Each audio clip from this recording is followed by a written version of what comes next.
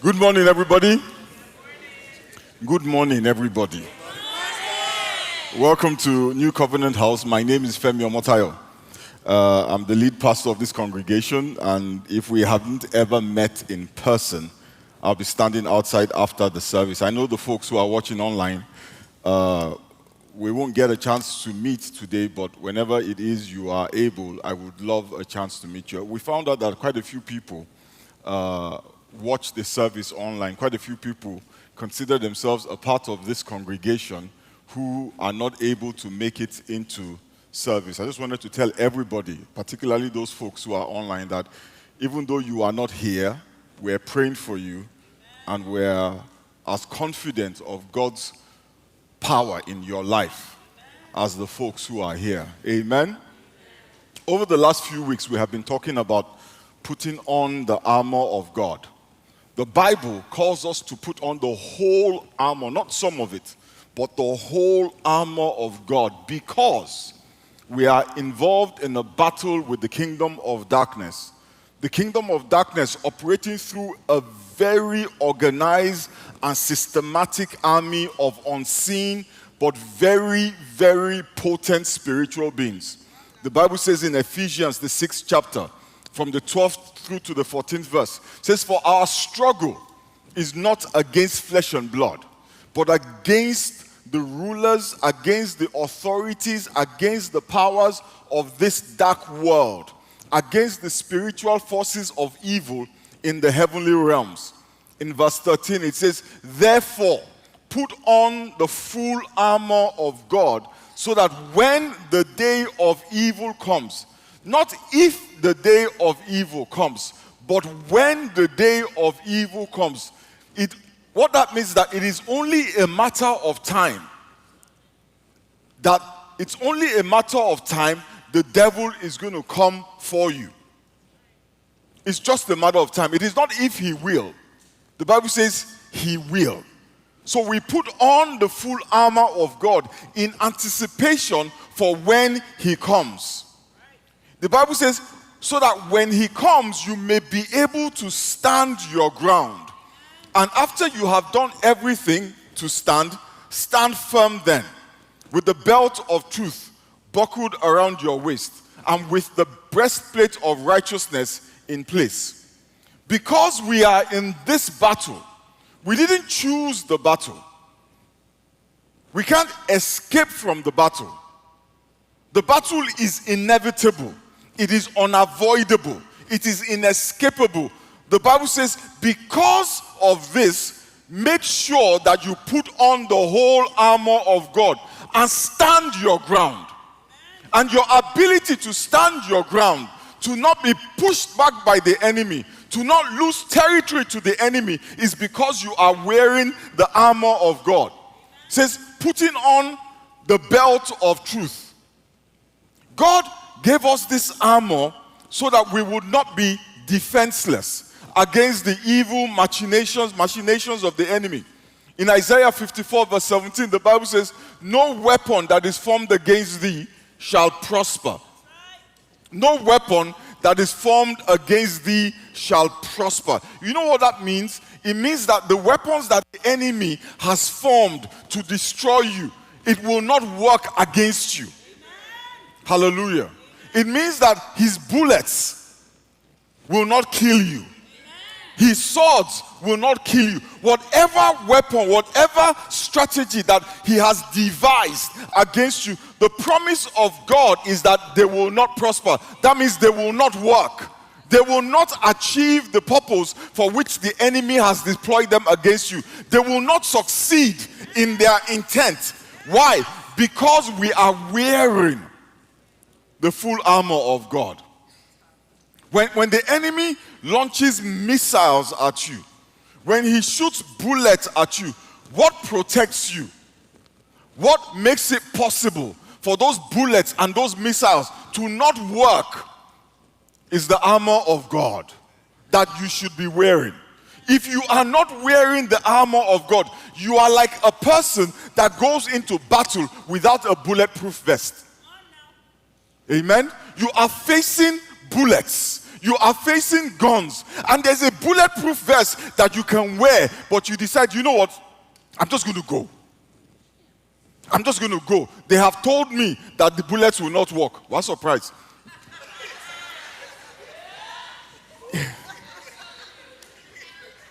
So many of us are suffering because we are not wearing the armor of God. Let me tell you something. The Bible says, in this world you will have tribulation. Yes. Some of the bad things that happen in our world is the result of Adam's sin.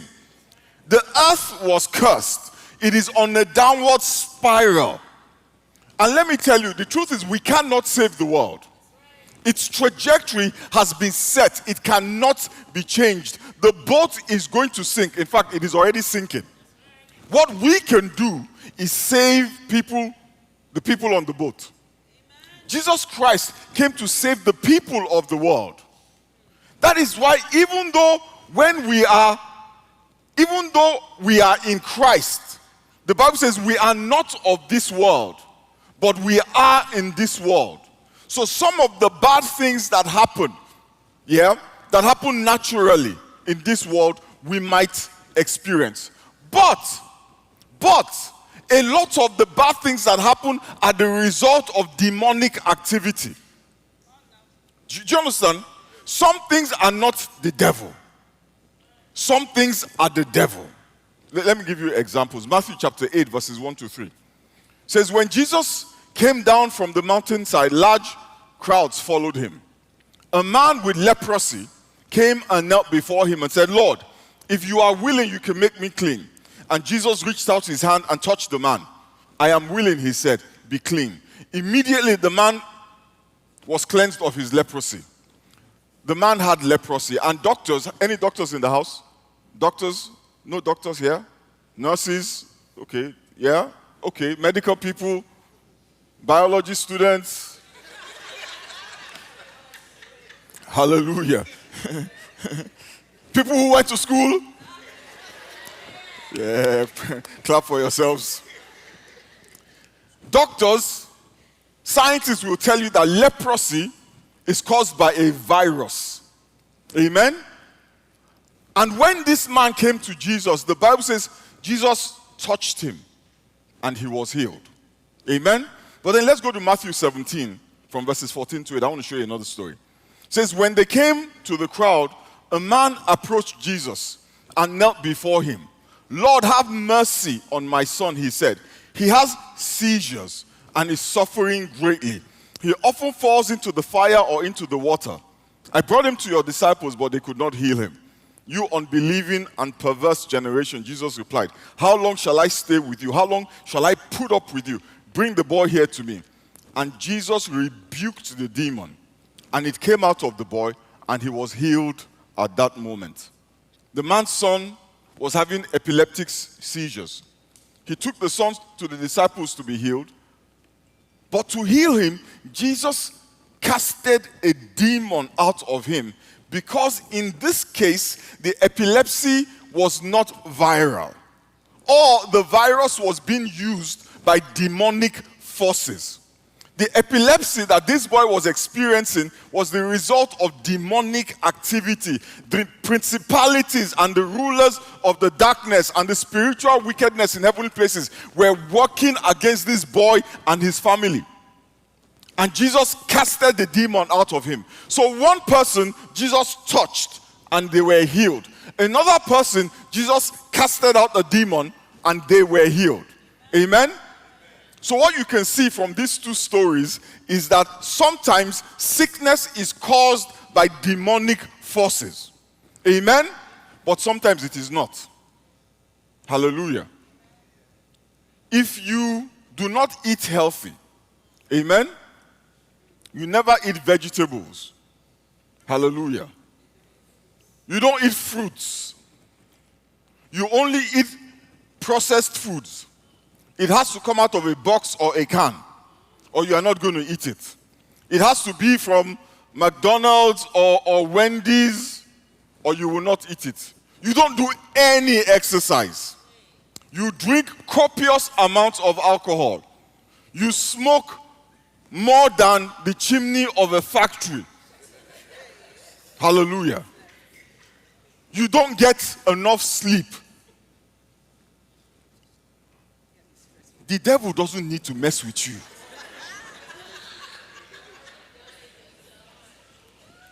The devil doesn't need to what? Doesn't need to mess with you. Now, where I come from, such a person living such a life inevitably gets a heart attack. Meaning that unawares, because this kind of person will not even go to the doctor, so they can tell him he has high blood pressure and his cholesterol is high, right? He's just living his best life. Then one day, he falls down and he dies. And they say the wicked have done their worst. The wicked did nothing. The enemies had nothing to do with it. You made choices and decisions that led you to an early grave. Let's give the devil credit. But some of us need to take the credit. We are doing a good enough job of ruining our own lives. Amen? But sometimes it is the devil. And the only way to know the difference is to seek the face of God. Hallelujah. You see, when we are confronted with sickness or anything negative, we should always seek the face of God before we assume it is the devil. Or before we assume it is just a virus. Because we might end up taking medication when what is required is to enter a place of spiritual warfare. And we need to fight and stand against the kingdom of darkness. Or we might end up fighting against the kingdom of darkness when what we need is to just take some medication. But the Holy Spirit, the Bible says, will lead us into all truth. The truth about what is going on in your life. The truth about what your challenges are. There is a school of thought in Christianity where every negative thing is the devil. You see, if everything is the devil, then that means we have no choice. We are just, we are helpless. We have choice, and our choices have consequence. And the only thing that the devil can do pertaining to our choices is suggest to us, Femi, why do you want to eat vegetables? Vegetables are boring. Some more ice cream. That is the devil. But the Holy Spirit is there saying, Femi, come on. You had ice cream for breakfast, ice cream for lunch. How about broccoli for dinner? Hallelujah. But what does Femi do? More ice cream. Then at night, when there is heartburn, say, Lord, what is causing this heartburn? Holy Spirit, reveal to me the source of my heartburn. Is it the enemy? No, it's the ice cream. Hallelujah. Last week, we talked about the devil's main weapon that he uses against us. How many of us remember that? It is the power to accuse. The power to accuse. In Revelations chapter 12, verse 10, the Bible says, Then I heard a loud voice in heaven say, Now have come the salvation and the power and the kingdom of our God and the authority of his Messiah. For the accuser of our brothers and sisters, who accuses them before our God day and night. The devil doesn't take break. Hallelujah. He doesn't need time off. He stands before God day and night doing what? Accusing you of one thing or the other. He is constantly hurling accusations of sin. Every time you sin, every time you break any of God's laws, the devil will accuse you before God. That's his job. He is like a prosecutor whose job it is to accuse people of sin and to seek judgment and justice from God against them. And if you are found guilty of that sin, the Bible says, number one, the soul that sins shall die. But then the Bible also tells us in Deuteronomy chapter 28 from verses 15. It says, however, don't you say however? So from verse 1 to verse 14, the Bible says, if you will obey all the laws of God, these blessings shall follow you. Yeah, it says, you will be the head and not the tail. You will be above and not beneath. You are blessed as you go out. You are blessed as you come in. Your basket is blessed. Your Bank of America bank account is blessed. Your Wells Fargo bank account is blessed. Even the one in credit union is blessed. Hallelujah. It says your children are blessed. Your career is blessed. You are blessed to the left. You are blessed to the right. Everybody is blessed. Here a blessing, there a blessing. That's the promise to obedience. However, hallelujah, have you ever gone to church and they read Deuteronomy 28 verse 15? They used to read it before. Praise the Lord. However, if you do not obey the Lord your God, I'm wagging my hand intentionally. However, if you do not obey the Lord your God, it's a warning, and you do not carefully follow some of his commands, no, all his commands and decrees I am giving you today, all, not some, all these curses will come on you and overtake you. So the punishment for breaking any of God's laws is what? Death and curses. Hallelujah. So parts of the armor that God says to put on are specifically designed to protect us from this weapon of accusation. Hallelujah. Without the armor of God, the accusations of the devil, they stick. Because 9.999 times out of 10, you did it. And you know you did it. And guess what? The devil was there when you were doing it. Imagine that the prosecutor is an eyewitness. Hallelujah. So when he's arguing about your sin, he knows the facts. They don't need to do DNA test. Your fingerprint is on it. He even has a camera recording you. And you can't say, well, this person made me do it. Did you do it? You did it. So what's the verdict? Guilty. What is the judgment? Death or curses. Hallelujah. Without the armor of God, you are defenseless against those accusations. You are defenseless. So today, we're going to read Ephesians 6 verse 14. It says, stand firm then, with the belt of truth buckled around your waist, and with the breastplate of righteousness in place. Last week we talked about the belt of truth, which is the first piece of the armor. If you missed the sermon last week, please go and listen to it. It will help you understand what we're talking about today. Amen. So please go and listen to it. I think it's on YouTube and it's on the NCH app. This week I'm going to be talking about the second piece of the armor. The Bible calls it the breastplate of righteousness. Hallelujah. Can I have that? Oh, there it is.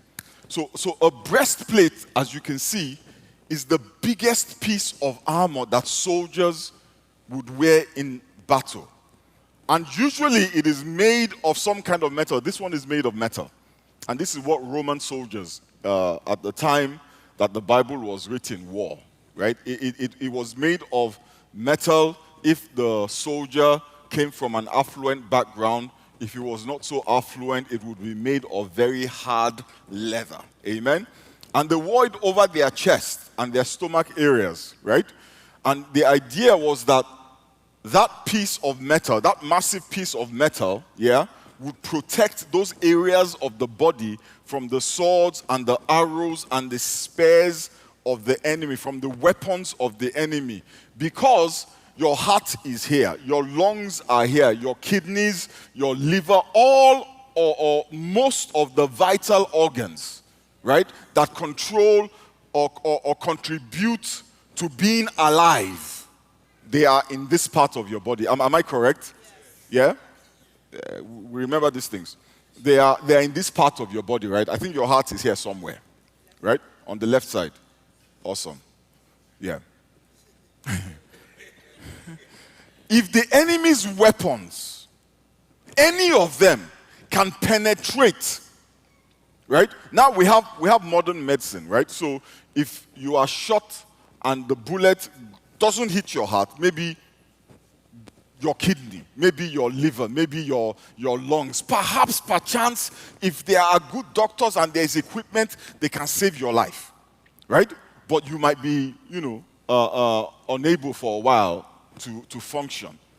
But in that time, if a bullet or if a knife or a spear or an arrow were to pierce any part of that area of your body, 9 times out of 10 you will die. 9 times out of 10 you will die. Amen? Hallelujah. But the breastplate protected you from those weapons. Amen? Those ones that the soldiers wore was made of metal or leather. But the breastplate of God's armor is not metal, it's not leather. It is righteousness. Hallelujah.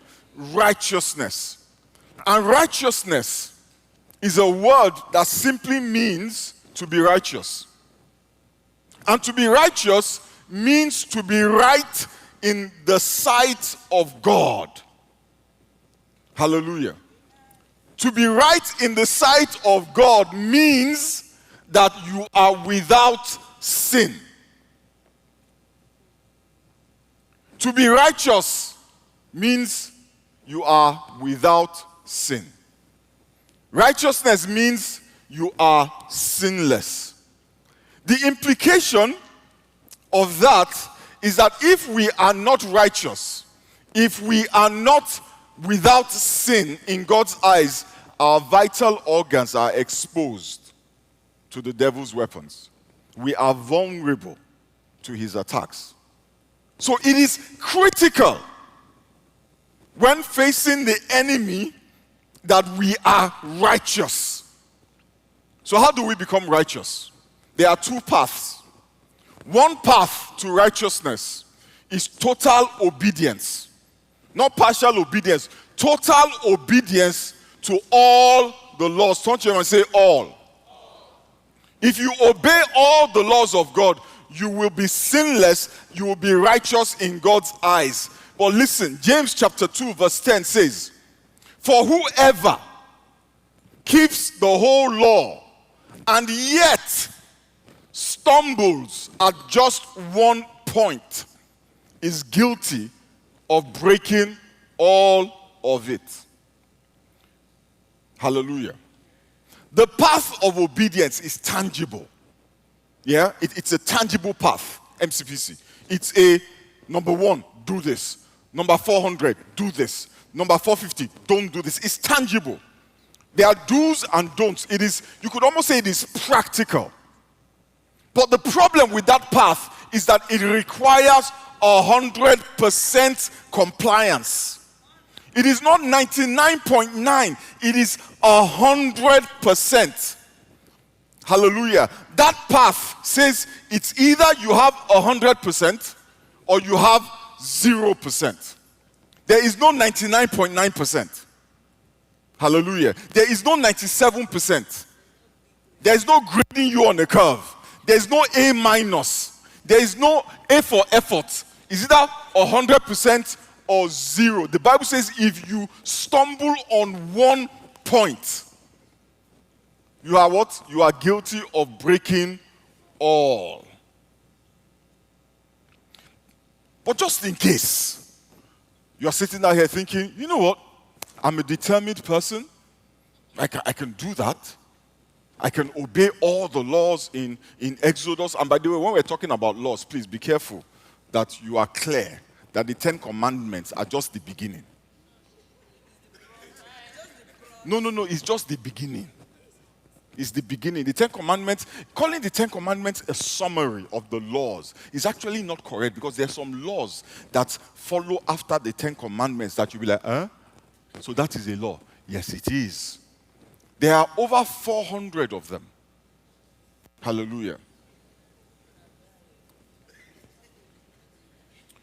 But just in case there's somebody here who is thinking, bring it. I got this. Jesus Christ made it clear that it was not enough to keep the law by our deeds. We also had to keep it in our thoughts and in our speech. Right? Matthew chapter 5, verses 21 to 22. You have heard, have you heard? It says, you have heard that it was said to the people long ago, you shall not murder. And anyone who murders will be subject to judgment. But I tell you that anyone who is angry with a brother or sister will be subject to judgment. Again, anyone who says to a brother or sister, Raka, is answerable to the court. And anyone who says, you fool, you will be in danger of the fire of hell. In essence, that word Raka is from an Aramaic word. It's an insult, and it means empty head. Or somebody who is stupid, you know, or dumb, or daft, or idiot, or nincompoop.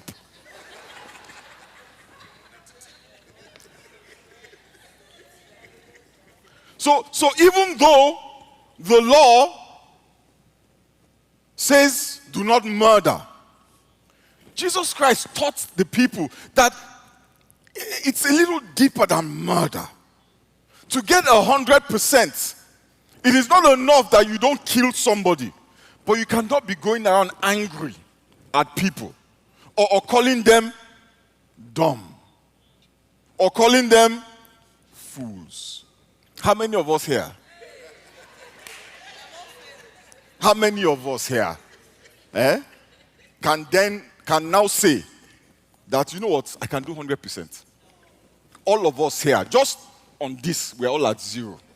Because many of us, on the way here, somebody cut us off. Look at that idiot. Say, why is that fool behaving like that? How can you be so dumb? Can you just use your brain? Raka, left, right, and center, insulting people. But we never think of those things on the same level as murder. Jesus Christ, you know, and just so that, you know, we would understand, he says, if you are angry with your brother, yeah? He says you are in danger of judgment. The same thing that he says about murder. If you call your brother or sister Raka, he says you are answerable to the court. That means that the devil can accuse you with it. He says if you call somebody a fool, oh my God, I thank God for Jesus. I should be in hellfire. The number of people I have called fools in my life. And this is after I became a pastor.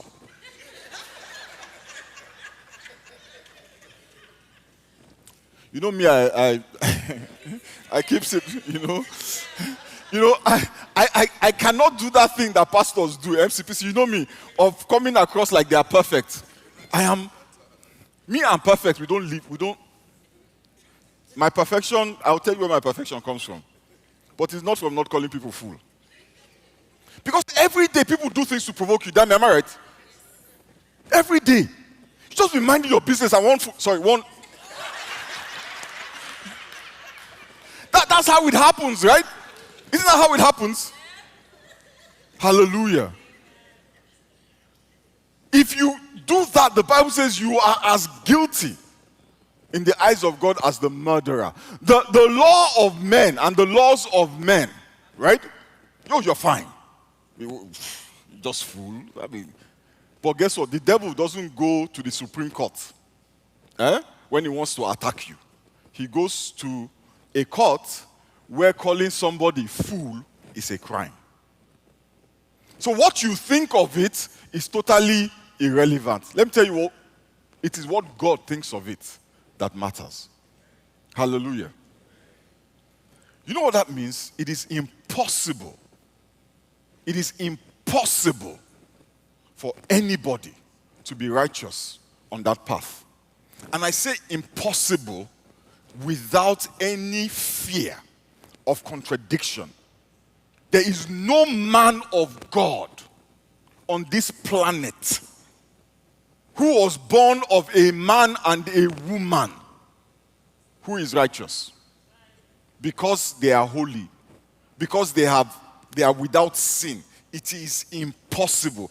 And just so that you know that it's not Femi Omotayo throwing that, Romans chapter 3 verse 20 says, for no one can ever be made right with God by doing what the law commands. Contrary to what they may want you to think, no one can ever be made right with God by doing what the law commands. The law simply shows us how sinful we are. Wow. Or rather, wahoo.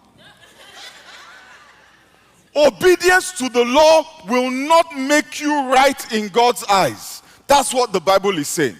So why did God in Deuteronomy 28 demand that we be obedient to the law?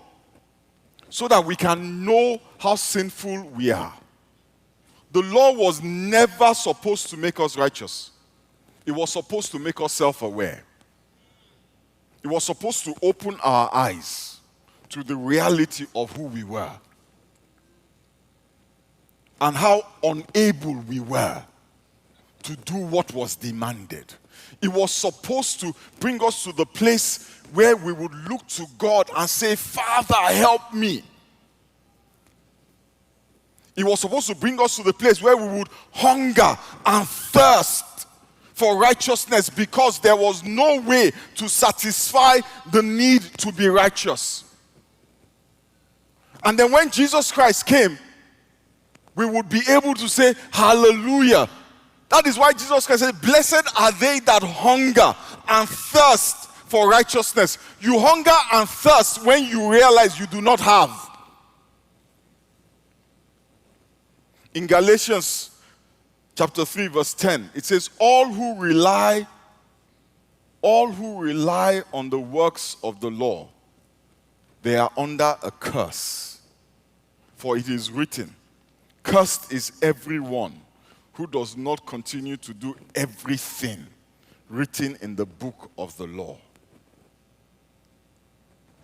It's scary, isn't it? All who rely on the works of the law are under a curse. So when you go before God in the place of prayer, and your confidence is in all the things you have not done and all the things you have done, and you have the audacity to bring that before God and say, Lord, I did not kill, I did not steal, I did not commit adultery, I paid my tithe, I did this, I did that.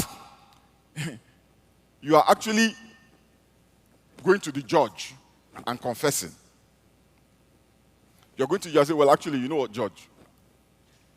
I sinned. So punish me. The Bible says, all who rely on the law are under a what? A curse. And if you want to know what kind of curse all who rely on the law are under, read Deuteronomy 28 from verse 15. There are like 40 verses. There are 15 verses describing blessings. There are 40 verses describing curses. That is how seriously God takes sin. But there's good news. And the good news is that there is a second path. In Romans chapter 3 verse 21, the Bible says, but now God has shown us a way to be made right with him without keeping the requirements of the law, as was promised in the writings of Moses and the prophet long ago. We are made right with God by placing our faith in Jesus Christ. And this is true for everyone who believes, no matter who we are. For everyone has sinned. We all fall short of God's glorious standard. Yet God in his grace freely, hallelujah, freely makes us right in his sight. He did this through Christ Jesus when he freed us from the penalty for our sins. For God presented Jesus as the sacrifice for sin. People are made right with God when they believe that Jesus sacrificed his life, shedding his blood. This sacrifice shows that God was being fair when he held back and did not punish those who sinned in times past.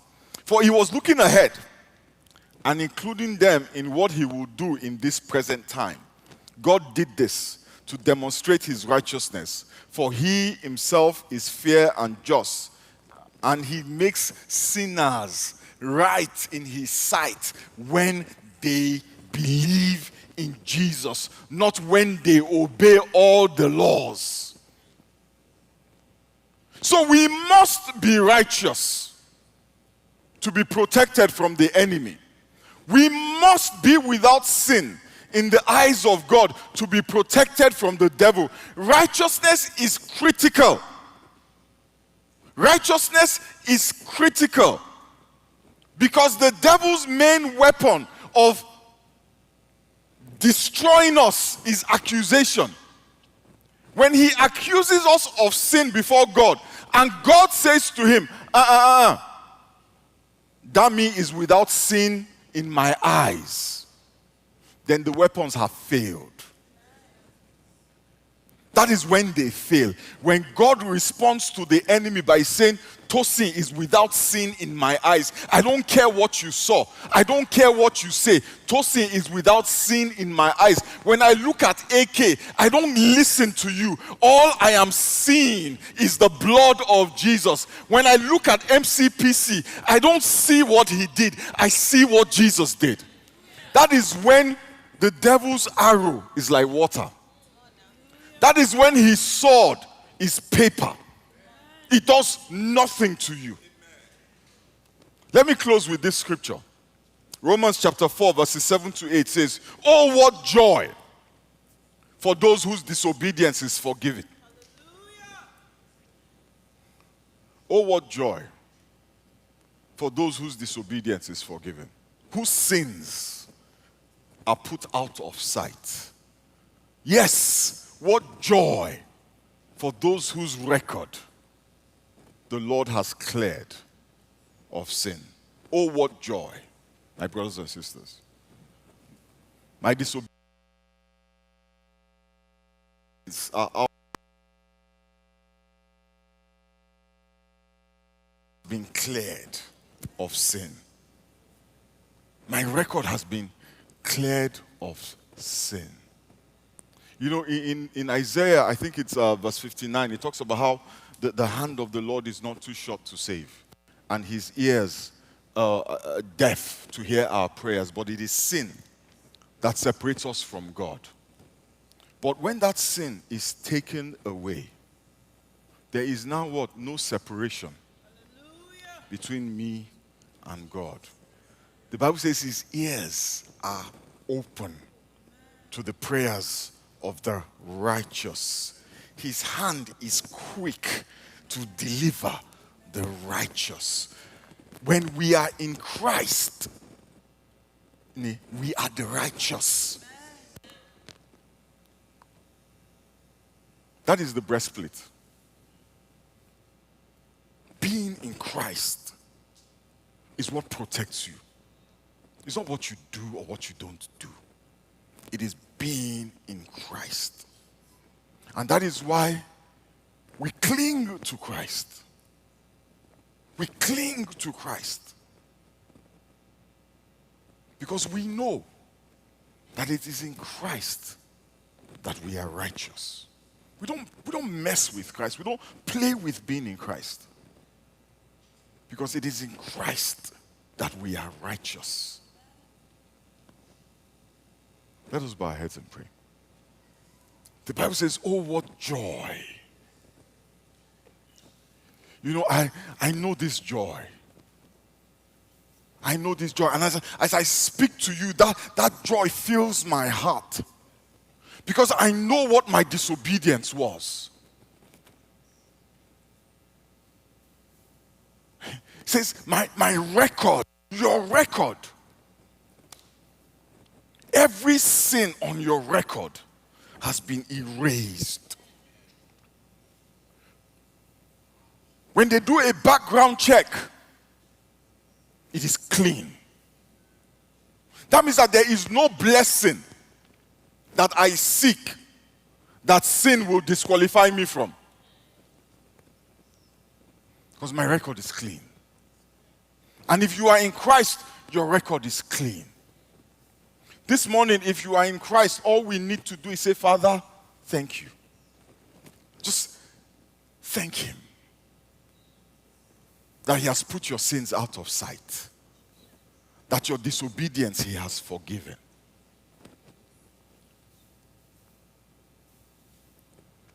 And if you're not in Christ, your actions will speak for themselves. The voice of your sin will be heard clearly,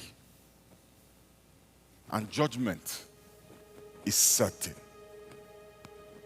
The only way to change that trajectory is to be in Christ. And the Bible tells us it is to accept that Jesus died for us, that his blood was shed for us, that his life was taken.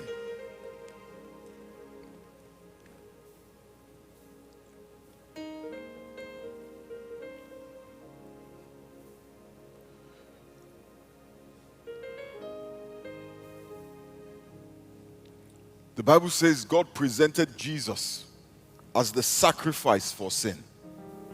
People are made right with God when they believe that Jesus sacrificed his life, shedding his blood for them. This morning, if you want to be right with God, you need to be in Christ. And all you need to do is say this prayer with me. Father, I accept that Jesus died for me. I accept that his blood was shed for me, that his life was taken to pay for my sins. Father, I accept that he was killed instead of me. He died in place of me. I receive the cleansing that his blood gives. I receive the blessings of his sacrifice. Thank you, Father. Thank you for making me right in your eyes. Heavenly Father, we thank you and we bless you. Father, we give you praise. Father, we thank you for all your children here this morning who have availed themselves of the sacrifice of Jesus, who have accepted that Jesus died for them, that his blood was shed for them.